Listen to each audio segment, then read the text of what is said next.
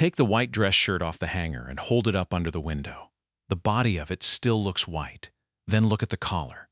There is a band along the fold, about ½ an inch wide, the color of weak tea, darker at the back of the neck.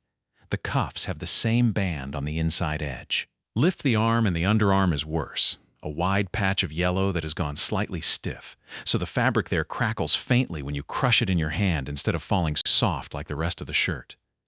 2 years ago, this shirt came out of a package so white it looked blue in daylight. So you do the 3 things everyone does. You run it through a hot wash on its own. You pour in chlorine bleach, and it gets a little worse, so next time you use more. And then it moves to the back of the closet and eventually to the trash, and you buy another one.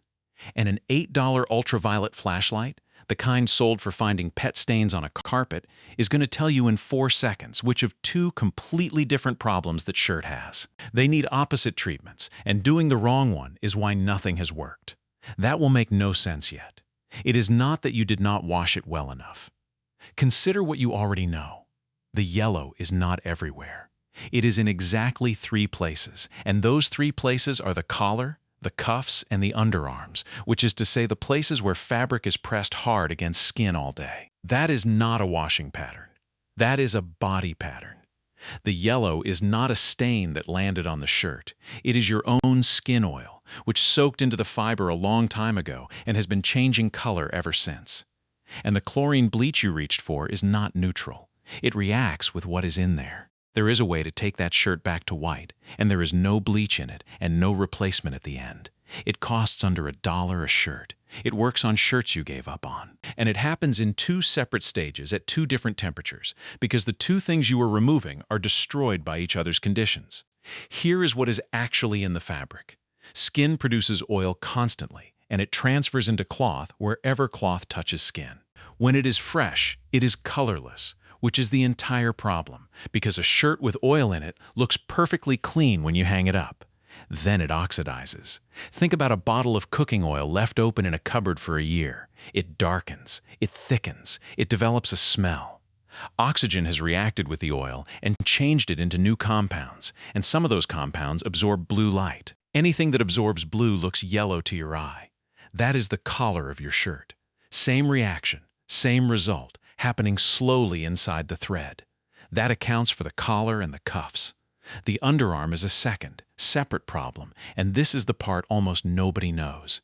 Antiperspirant works by delivering aluminum salts that react with sweat and form a temporary plug in the sweat duct. That is its mechanism.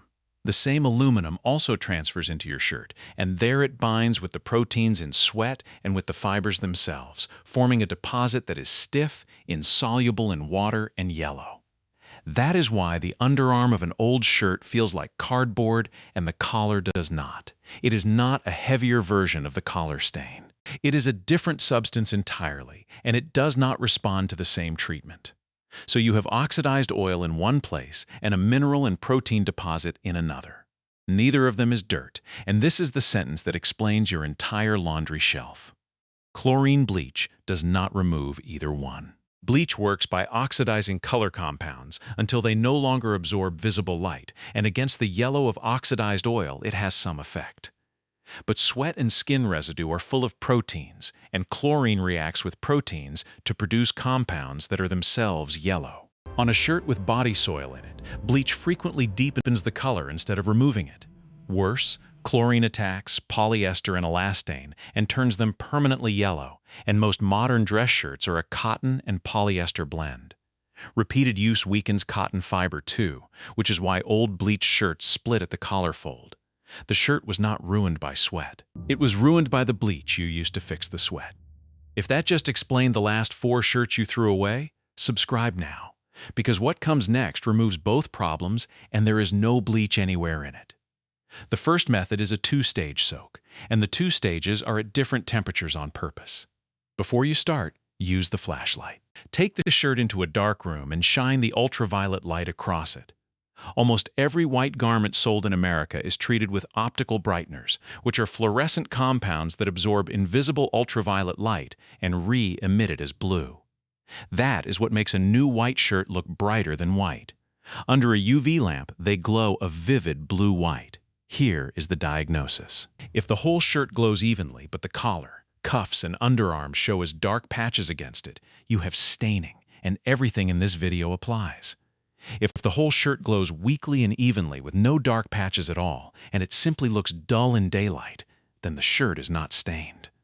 The brighteners have washed out over time, and you are seeing the true color of the cotton. No amount of soaking fixes that, because there is nothing in there to remove. Knowing which of the two you have takes 4 seconds, and it saves you an afternoon. Assume you have staining. Stage 1 targets the protein. Fill a sink, tub, or bucket with water, and check it with a thermometer.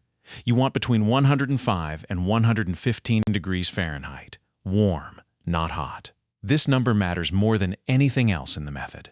Add a detergent that contains enzymes, and look for protease and lipase specifically on the ingredient panel. Protease breaks down protein. Lipase breaks down fats and oils. These are biological catalysts, and like anything biological, they have a working temperature. Enzymes are most active around body temperature and moderately above it, and they are destroyed above roughly 130 degrees. Every time you have thrown a stained shirt into the hottest wash your machine offers, you have deactivated the one ingredient in your detergent capable of dissolving the protein holding that stain in place. Submerge the shirt completely, push the air out of the sleeves, and leave it for 1 hour. Now stage 2, and only now. Boil a kettle and add it to the same water until the thermometer reads between 130 and 140. Then add sodium percarbonate, 1 to 2 tablespoons per gallon, and stir until it dissolves completely. Sodium percarbonate is oxygen bleach, sold as a plain powder for around $15 a tub, and it is the same chemical as most branded whitening boosters at a fraction of the price. In water, it breaks down into washing soda and hydrogen peroxide, and the peroxide oxidizes the yellow compounds until they no longer absorb blue light. It is color safe, it leaves nothing behind but water, oxygen, and soda ash, and unlike chlorine, it does not react with protein to produce new yellow. But it is strongly temperature dependent. Below 120 degrees, it releases peroxide too slowly to matter in the time you are giving it. Around 140, it works properly. That is why the two stages cannot be combined. The enzymes need it under 130, and the percarbonate needs it over 130, so you run one, then the other, in that order. Leave it 2 hours, or overnight as the water cools. Then wash normally, warm. No softener, no bleach. Do not put the shirt in the dryer yet, and do not iron it. Not until you have looked at the underarms in daylight, because they will still be yellow. The second method deals with the aluminum, and it takes 45 minutes. Aluminum salts do not dissolve in water, and they do not respond to oxygen bleach, which is why the collar comes clean and the armpit does not. What dissolves them is acid. Mix 1 part plain, distilled white vinegar with 2 parts warm water. Or dissolve 1 tablespoon of citric acid in a cup of warm water, which has no smell and works slightly faster. Lay the shirt flat and pour the solution directly onto the underarm patch until it is fully saturated. Not sprayed, saturated. Then work it into the fabric with a soft brush. An old toothbrush is ideal, using small circles and light pressure. You are not scrubbing the stain out. You are getting liquid into the weave. Leave it 45 minutes, keeping it damp. If it dries out, add more. Then work it again with the brush and rinse under running water. You will feel the difference before you see it, because the stiffness goes first. When the fabric under your fingers moves like the rest of the shirt again, the deposit has broken up. If the patch is very old, repeat the acid step, then go back and repeat the percarbonate stage. Aluminum removal and yellow removal are 2 different jobs, and heavily built-up shirts need both done twice. One thing that is not optional: never let vinegar or any acid meet chlorine bleach in the sink, in the machine, or in a bucket. That combination produces chlorine gas. If there is any bleach anywhere in this process, and there should not be, stop. That handles the chemistry. There is one more step. It is free. And it is the one that takes a shirt from acceptable to actually white. The third method is sunlight, and it is the genuinely Japanese piece of this. Tenpaboshi, sun drying, is used across Japanese domestic life for far more than laundry, and hanging washing outdoors in sun remains standard practice there rather than a nostalgic one. What it does to a white shirt is not folklore. Ultraviolet light carries enough energy to break chemical bonds. The yellow compounds in oxidized oil are exactly the kind of large organic molecules that ultraviolet light breaks apart, and once broken, they no longer absorb blue light, so the yellow lifts. This is the same process that fades a colored curtain over years, used deliberately and only on white. There is one condition that changes how well it works, and it is the reason people who try this get inconsistent results. Do it wet. Hang the shirt in direct sun, straight out of the rinse, dripping, and let it dry on the line. Bleaching cloth in sunlight while it is wet has been done for centuries in many places, and it works better than sunning a dry shirt by a wide margin. Water carries dissolved oxygen through the fiber and keeps the reaction supplied while the light provides the energy. A dry shirt in the sun bleaches slowly. A wet one bleaches while it dries. Turn the shirt so the collar and the underarms face the sun directly, and turn it again after an hour or two so the other side gets exposure. 3 to 4 hours on a clear day makes a visible difference on a shirt that has just been soaked. On a shirt that has not been soaked, it does much less, because sunlight cannot reach a compound that is coated in oil. All of this belongs to one larger system. If you want the complete Japanese method for a home where things are restored instead of replaced, the book is linked in the description, and it is there if you want it. The fourth method is the one that means no shirt of yours ever gets to this state again. Wash white shirts after every single wearing, without exception, and wash them warm rather than cold. The logic follows directly from the mechanism. Fresh skin oil is colorless, and it is also soluble, which means it comes out easily in a warm wash with a detergent containing lipase.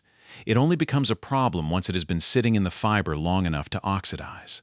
So a shirt worn twice before washing has had a full extra day for that reaction to run, and a shirt hung back in the closet because it still looks fine is a shirt with invisible oil in it, quietly turning yellow on the hanger. This is why collars yellow on shirts that were never visibly dirty. You were not washing a stain. You were failing to wash something you could not see. Warm matters for the same reason it mattered in the soak. Body oil is not fully fluid at room temperature, so cold water leaves most of it behind. 100 degrees is enough for routine washing, and it is gentle on the fabric. Then there is the underarm, and there are two things that stop it before it starts. Let antiperspirant dry completely before you put a shirt on, which takes 2 to 3 minutes, because the aluminum transfers most readily while it is still wet. And if the underarms of your shirts are the main problem, consider a deodorant without aluminum. Be clear about the trade. Aluminum-free products control odor and do not reduce sweating, so you will be damper. That is a real cost, and it is yours to weigh. The fifth method is not a technique. It is a rule, and it is about the 6 months when the shirt is not being worn at all. A white garment is stored clean or it is not stored. Every yellowing reaction in this video runs on oxygen and time and needs no help from you. A shirt put away with invisible oil in the collar spends the entire off-season oxidizing in the dark, which is why the white shirt you hung up in September comes out in April, distinctly yellower than you remember leaving it. Nothing happened to it. That is the point. The reaction does not need anything to happen. So anything going into storage gets washed first, even if it was only worn once, even if it looks perfectly clean. And take it out of the plastic. Dry cleaner bags are made to carry a garment to your car, not to store it. Plastic holds moisture against the fabric and traps the chemical residue of the cleaning process against it, and both accelerate yellowing. Cardboard boxes are worse, because most cardboard is acidic and will discolor cotton over time. Store shirts in a breathable cotton garment bag or on a hanger with nothing over them at all, somewhere dry. Before the part of this video that will save you the most money, if you have not subscribed yet, this is the moment.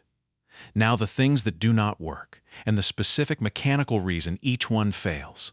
Chlorine bleach. The mechanism was covered, so here is the practical consequence. On a cotton and polyester blend, which most dress shirts are, chlorine yellows the polyester fraction permanently, and there is no reversing it. On elastane, it does the same and destroys the stretch.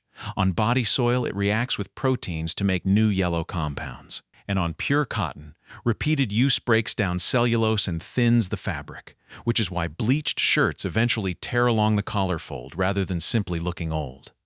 There is no white garment in your house that chlorine bleach improves over a period of years. Hot water on a fresh protein stain. This one is genuinely destructive and completely counterintuitive. Heat causes proteins to denature and bind tightly to fiber, the same way an egg white sets in a pan. Blood, sweat, and dairy stains hit with hot water are cooked into the cloth and become far harder to remove afterward. Cold or cool water first, always, on anything protein-based. The warm enzyme soak in this video comes after the stain has been broken down, not before. The dryer, on a shirt that is still stained. A tumble dryer applies sustained heat, which does to a partially removed stain exactly what hot water does to a fresh one. Check every white garment in daylight before it goes in the dryer, and if the yellow is still visible, treat it again while it is wet. A stain that has been through a dryer cycle is a much harder problem than the same stain 20 minutes earlier. Optical brightener boosters sold as whiteners. These are not failures exactly, but they are not what the label implies.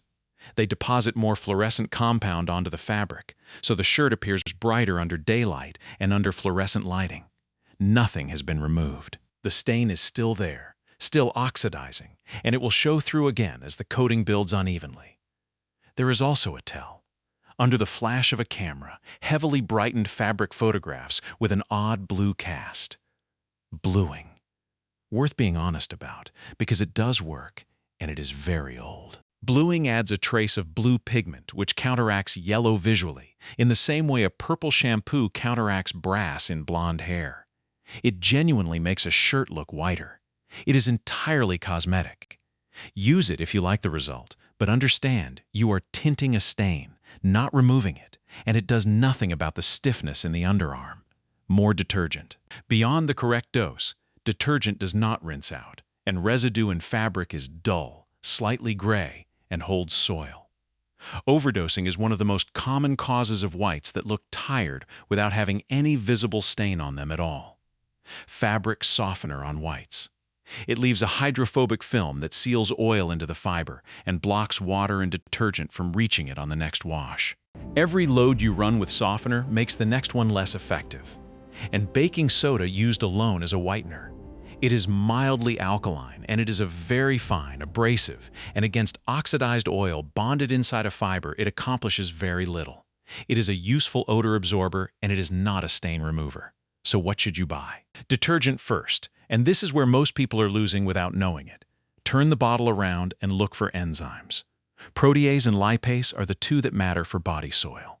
Many detergents marketed as free of dye and fragrance, which people with sensitive skin reasonably choose, also leave out enzymes, and those products are markedly worse at this particular job.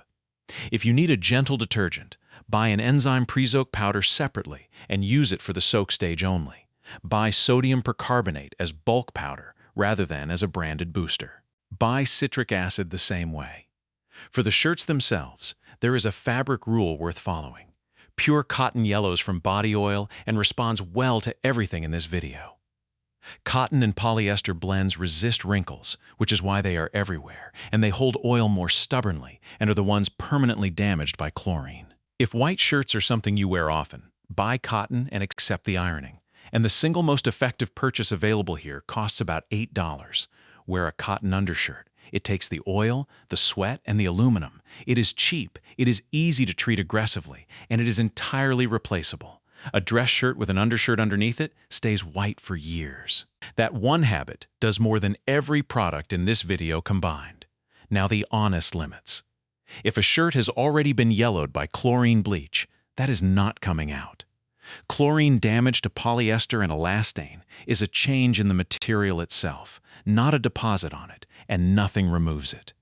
If the fabric has been weakened by years of bleaching, whitening, it will not restore its strength. Expect it to fail at the collar fold and the cuff edge regardless of how good it looks. Scorch marks from an iron are fiber damage rather than staining, and they are permanent. A shirt that has been through the dryer with a stain many times will usually lighten substantially and may not go completely white. 2 full cycles of the method are worth trying before you accept that. And if the shirt has lost its optical brighteners rather than being stained, which is what the flashlight tells you, then the color you are looking at is the true color of the cotton, and there is nothing there to take out. You can add brighteners back cosmetically. You cannot clean your way to a whiteness the fiber never had on its own.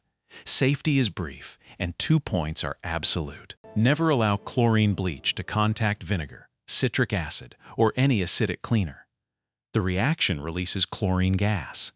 Since this method uses acid, the simplest protection is to keep bleach out of the room entirely. Water at 140 degrees scalds skin in seconds. Wear rubber gloves. Do the soak where a child cannot reach it, and heat the water in a kettle rather than raising the setting on your water heater, since water above 120 degrees at the tap is a burn risk throughout the house. Wear eye protection while mixing percarbonate powder, and never seal a percarbonate solution in a closed bottle, because it releases oxygen as it breaks down and pressure will build. So, the whole sequence. Check the shirt under an ultraviolet light to find out whether you have a stain or a missing coating. Soak it 1 hour at 105 to 115 degrees in an enzyme detergent to break down the protein, then raise the water to 130 to 140, add sodium percarbonate, and leave it 2 hours or overnight to oxidize the yellow. Saturate the underarms separately with diluted vinegar or citric acid for 45 minutes to dissolve the aluminum deposit, and work it with a soft brush. Hang the shirt in direct sun while it is still wet, turning it so the collar and underarms face the light. Wash white shirts after every wearing, warm, and let antiperspirant dry before dressing. And store them clean, out of plastic, or they will yellow in the closet without being worn at all. The same thinking, applied to everything else you own, is in the book linked below. What you have at the end is not a shirt that has been covered in something brighter. It is a shirt with the yellow actually gone, and that is a different result, and it holds. Now go and take the wool sweater out of the drawer, the good one, because it has a problem with the same shape. It is covered in small hard balls across the chest and under the arms, and the standard American answer is a battery-powered fabric shaver. Look closely at what that device does. It cuts the fiber ends off flush, which leaves thousands of freshly cut ends on the surface of the wool, and freshly cut ends are exactly what migrate out and tangle into the next generation of pills. Shaving a sweater makes it pill faster. There is a way to take every pill off a wool sweater in about 10 minutes without cutting a single fiber, and the sweater comes out smoother than it has been in years. That is the next video. See you in the next one.